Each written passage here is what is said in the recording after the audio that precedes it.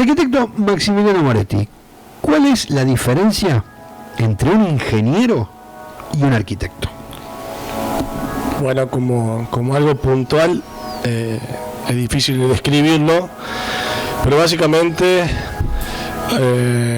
es un trabajo en conjunto y multidisciplinario muchas veces, ¿no? En el caso del el arquitecto se dedica a hacer obras de arquitectura relacionadas a edificios, pero también podrían ser cuestiones urbanistas. Ya plantear no solo un edificio, una casa, como conocemos y es lo habitual, sino podrías también hacer una planificación urbana de un pueblo o región, o diseñar una plaza, un espacio verde. Eso puede hacer un arquitecto, pero también lo puede hacer un ingeniero. Lo que más conocemos en el caso de un ingeniero es que, y todos lo saben, que dice el ingeniero se va a dedicar a hacer puentes o rutas, pero tienen, o sea, su título también lo habilita a hacer obras de arquitectura, como a un arquitecto también lo habilita a hacer una obra de ingeniería. Me refiero a hacer el cálculo de una estructura de un edificio, lo cual no quiere decir que porque el título te lo habilite lo sepas hacer. Hay ingenieros, Calatrava por ejemplo, que hace obras de arquitectura de manera increíble, pero es uno en muchos millones. Como hay un arquitecto que puede calcular estructuras en muchos millones que no lo hacen. Pero básicamente lo que te habilita más a un ingeniero, a un arquitecto, a diferencia de un arquitecto, son obras, por ejemplo, planificación, o sea, la ayuda a un estado para planificar un sistema de transporte, lo puede hacer un ingeniero civil. Cuestiones con respecto al medio ambiente también lo puede hacer un ingeniero civil. Muchos tratamientos de la energía y energías renovables y la parte de investigación, eso también lo hace un ingeniero civil. Bueno, pero vos hoy me contabas algo en el desayuno, después le contamos un poco a la gente de qué cosas charlamos, y me decías, un ingeniero, por ejemplo, sería como el profesional adecuado, zapatero a sus zapatos, en calcular, hacer el cálculo de una estructura. ¿Cuánto hierro, cuánto cemento, de qué medida va en un encadenado, en un cimiento? Eso es exactamente así. Claro, lo cual no quiere decir que un arquitecto no lo pueda hacer. Está bien, está claro. Habilita, pero por lo general es un trabajo multidisciplinario. Vamos a hablar de un edificio, no hablemos de una casita porque a lo mejor es más fácil de calcular. En el caso de un edificio de varios pisos, un ingeniero se encargaría, para que se entienda, los dos pueden hacer todo, ¿está claro? Pero sí. Si no, para que se entienda bien, un ingeniero se encarga de hacer la parte estructural, calcular esos cimientos, esas columnas, esas vigas, y el arquitecto se va a encargar de la parte funcional y estética, lo cual no es poco, a la parte funcional, o sea que todo funcione a la perfección para que esa tipología sea lo más habitable posible. Bien. ¿Se entendió algo, Matías? ¿Se entendió? No, por supuesto. Se entendió. Por supuesto. Uno habilita, o sea, están habilitados los dos a muchas cosas. Al ingeniero lo habilita prácticamente a todo lo que hace un arquitecto, pero tiene algo más, que es esto de estas grandes obras como rutas y puentes que la gente conoce como que hacen eso. Es el mismo caso que sucede entre los arquitectos y el diseñador industrial. El diseñador industrial no puede hacer obras de arquitectura, pero el arquitecto puede hacer obras de ingeniería industrial. Estamos totalmente habilitados. Lo cual no quiere decir que nosotros sepamos hacerla. Vamos a aclararlo porque puede que algún arquitecto se especialice en eso y ahí lo va a saber hacer. Pero el título te habilita. Yo siempre doy un ejemplo que me pasa mucho cuando voy a un asado, por ejemplo, a una guitarreada. Ustedes saben, yo toco la batería. La toco mal, pero toco la batería, ese es mi instrumento. Bueno, cuando voy a un asado, por supuesto, el 99,9% de las veces no hay una batería disponible, pero suele haber un bombo o un redoblante. Bien. Entonces, ¿qué te dicen? Che, gordo, porque yo soy gordo, vos que tocás la batería, tocate el bombo en esta chacarera.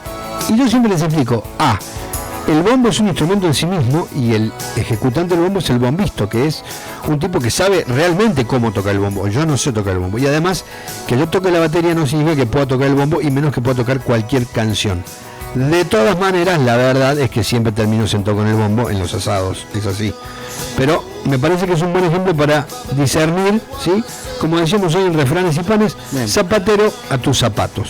Los ingenieros con los cálculos de estructuras y las grandes obras, lo grueso, los arquitectos más con las cuestiones de la operatividad, de la estética, de la cosa... Lo funcional. Funcional, esa es la palabra. Sí. Funcional. Funcional. Perfectamente. Bueno, Maxi, bienvenido a la radio. ¿De qué consejo nos podrías dar? Hoy vos me decías algo. Se puede hacer algo con la humedad, pero caseramente, por supuesto, lo que hay que hacer es llamar a un arquitecto o un ingeniero para hacer un trabajo de fondo. Pero hasta que se junte el presupuesto para pasar las primeras lluvias o las primeras humedades, esas que aparecen de repente, ¿se puede hacer algo? Sí, es muy raro ir a una vivienda o cualquier comercio que no veas en la parte de arriba de los zócalos del piso un poquito de humedad. ¿Qué es el zócalo? El zócalo es la unión entre la pared y el piso. Bien. El pedacito de cerámico que se coloca en esa unión como para que le dé una buena terminación. El zócalo es estético. No simplemente estético. Bien. Me voy a meter un poquito más técnico. Sí. Pero para que entienda la gente. Sí, en esa pared hay una capa aisladora. Hay una capa que se hace con cemento y se le pone una membrana. No voy a poner tan técnico, pero bueno, para que se entienda, es como una membrana, un plástico que aísla, que no suba la humedad de la parte de abajo del suelo. Esa capa aisladora, si está bien hecha, está aproximadamente a 5 centímetros del piso terminado. Entonces, el zócalo tiene que tener entre 7 y 8 para tapar ese espacio que queda de la capa aisladora. De esa manera evitamos que suba esa humedad del suelo natural. ¿Todos los suelos tienen humedad? Todos los suelos tienen natural, sí, claro. A no ser que nos vayamos a un... Bueno, si en el desierto del Sahara claro, probablemente no. Exactamente, todos los suelos tienen su humedad. Y la humedad tiende a subir por las paredes. Claro, tiende a subir por los ladrillos, los ladrillos tienen una porosidad, absorben y eso va absorbiendo esa porosidad, se va transmitiendo, que muchas veces esto, por supuesto, hay formas que una capa aisladora vertical y horizontal se llama, que todo lo que está por debajo del piso, que se llama la mampostería de fundación, tiene que estar cubierto con toda la gente lo conoce como el verde, es cemento, arena con un hidrófugo, y después se pinta con pintura asfáltica para que esto no suba. Ahora, eso muchas veces se puede partir o puede estar mal hecho, puede haber muchas causas. Puede ser también, la gente dice que tengo humedecimiento, pero tal vez lo que sucedió es que el nivel interior, el nivel exterior, esté por encima del nivel interior. Entonces, por más que hicimos la capa aisladora bien, después la gente le quiso hacer una vereda afuera, tomaron mal los niveles y le quedó por arriba. Entonces la capa aisladora quedó por debajo. No funciona. Te puede pasar, y esto es muy común. Le dan vuelta, buscas vuelta, ¿cómo puede ser? Y la mayoría de las veces pasa esa humedad y aparece en la parte de abajo de las ventanas.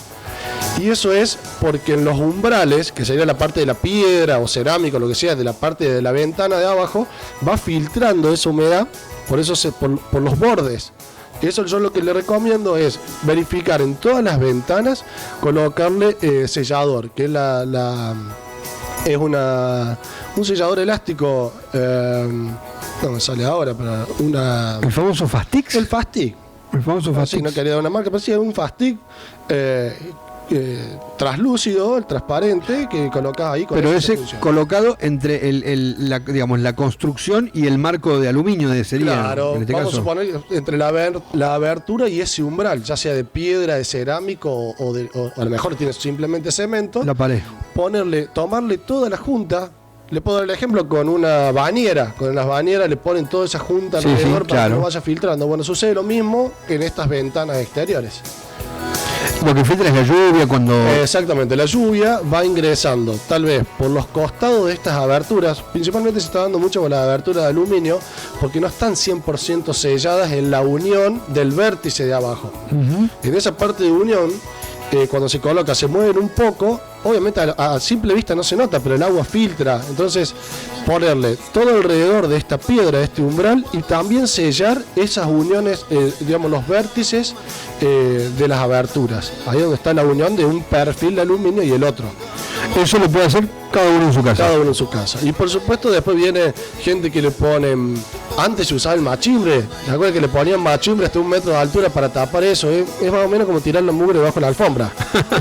Porque cuando superó el metro de altura, después va a tener que poner machimbre a 1,5 metros y después a 2 metros y después te aparecerá en el techo. Ya que estamos hablando de humedad y cosas que tapan la humedad, Esto no es para pelearse con ningún fabricante, por favor.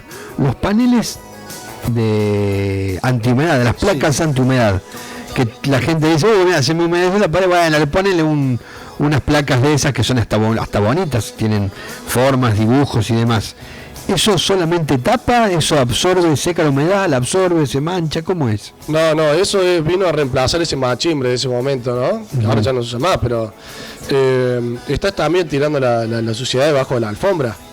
No nos olvidemos que nosotros no nos damos cuenta, pero esa humedad nos hace muy mal a las vías respiratorias.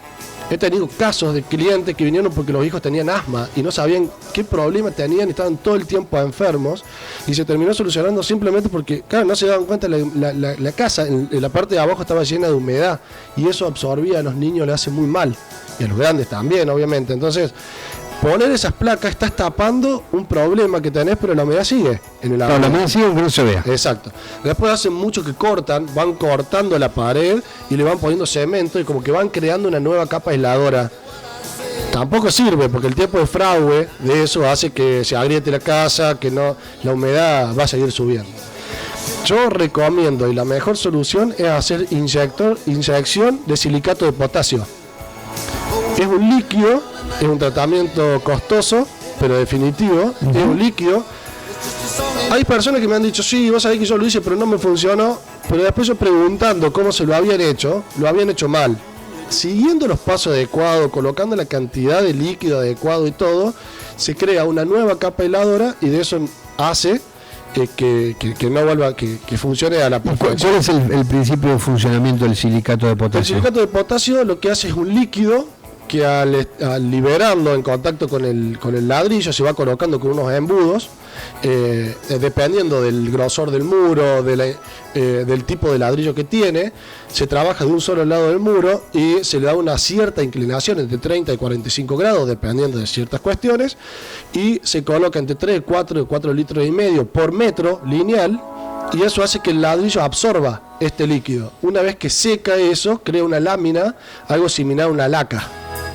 Entonces, con un barniz interior. Un barniz, pero dentro de todo ese ladrillo de mampostería de fundación. O sea, no solamente por afuera del ladrillo, sino es como que el ladrillo se impregna completo. Se impregna con eso. Por eso hay que se colocan con embudos especiales, que se colocan con un tiempo determinado, todo para que este ladrillo vaya absorbiendo. Por lo que me decís, lleva mucha cantidad de material, si es 3-4 litros por metro cuadrado. Claro, el líquido es caro, entonces, y te lleva mucho líquido. Pero bueno, es lo mejor. Es lo mejor, sí, y no más caro que se te caiga la pared o la casa. Exactamente, y no tenés que romper nada, simplemente hacer perforaciones, lo colocaste un día y el otro día tapás esa perforación, nada más.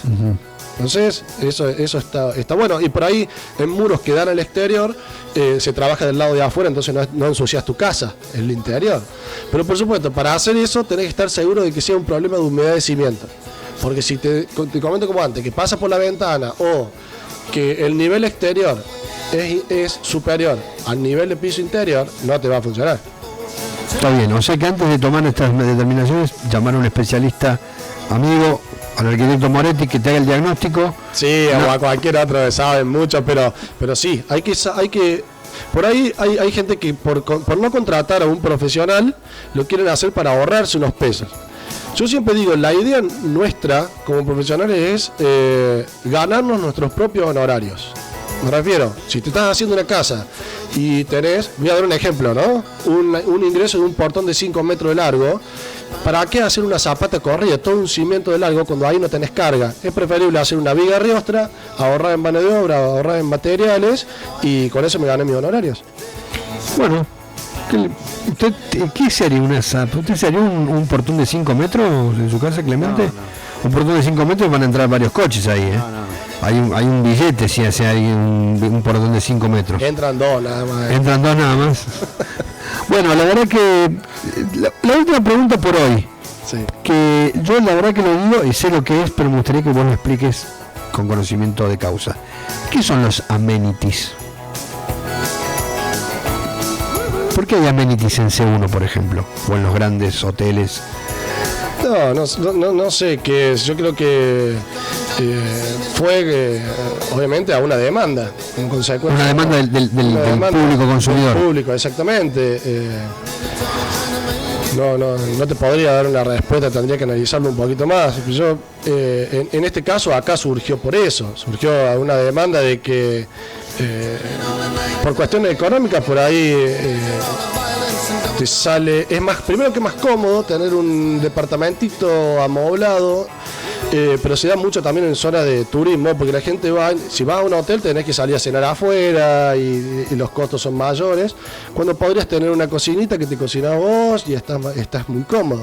Sí, no, sin duda. Entonces me parece que puede... Pero esos lujitos, es como que el concepto de amenity es el champucito en la botellita, yo sé que en C1 tenés el desayuno seco. Sí, por ahí, claro, se da algo como decirte, bueno, es un departamento, pero básicamente con las mismas comodidades de un hotel. Porque vas a tener tu toalla de mano, tu toallita de pie, tu toallón, vas a tener tu jabón, tu shampoo, crema de enjuague, vas a tener las sábanas, podés tener hasta un servicio de mucama, pero estás en un departamento en el cual te podés cocinar, tener una heladera, tener un microondas, seguir haciendo esa vida habitual de tu casa. Porque si no, en un hotel te terminás encerrando simplemente. Claro, de hecho, la palabra amenity claramente viene de ameno, y ameno es algo agradable, grato, conveniente, confortable. Todo eso es un amenity, y por supuesto en C1 departamentos, en Las Varillas, los amenities están a la orden del día, ahí a la mano de los visitantes. Maxi Moretti, gracias por venir a charlar con nosotros. La Casa por la Ventana es su espacio, y prepárese un tema que usted quiera para la próxima vez. Sí, un poco se me prendió la lucecita cuando dijiste, bueno, un espacio agradable y todo esto. Bueno, todo eso después se puede hablar alguna vez de algunas cuestiones decorativas que van a hacer que la vida sea más agradable. Nosotros cuando hicimos estos amenities buscamos un estilo que se llama nórdico o nórdico escandinavo, que hace eso, que los materiales que hay en ese lugar y de la manera que están ubicados, o esa combinación de diferentes materiales, hacen que el espacio sea agradable. Claro. Vos lográs ese espacio y esas sensaciones no solo con eso, sino también con el tipo de luz que podés utilizar y todo eso. Pero bueno, todo se puede hablar. O sea, no es solo que es lindo porque es lindo, sino que está pensado que sea lindo y que provoque esa sensación. Exactamente. Está pensado para que tengas ganas de estar en ese lugar. Te pongo un ejemplo simple que sí, por supuesto. Locales de comida rápida, McDonald's, vamos a nombrarlos, te conocen a nivel mundial, tienen luz blanca. La luz blanca es para que la gente se siente 5 minutos y se vaya, porque no tiene ganas de permanecer en ese lugar. La luz blanca provoca... Exactamente, no es un lugar cálido. Entonces, está todo pensado de esa forma. Lo mismo podemos lograr con la iluminación en una vivienda. Yo te puedo hablar 10 días. ¿No? Sí, bueno, la verdad que son temas interesantes, como cuando te ponen la gaseosa en la punta de la góndola y a la altura de los ojos, y con eso hacen que vos inconscientemente agarres esa botella y no la que está abajo, aunque valga la mitad. Será algo parecido. Todo estudiado. Todo estudiado. Era el arquitecto Maxi Moretti, el negro Moretti, mi amigo, con el cual desayunamos los miércoles en su espacio. La Casa por la Ventana. Siguen las Mañanas Vivas.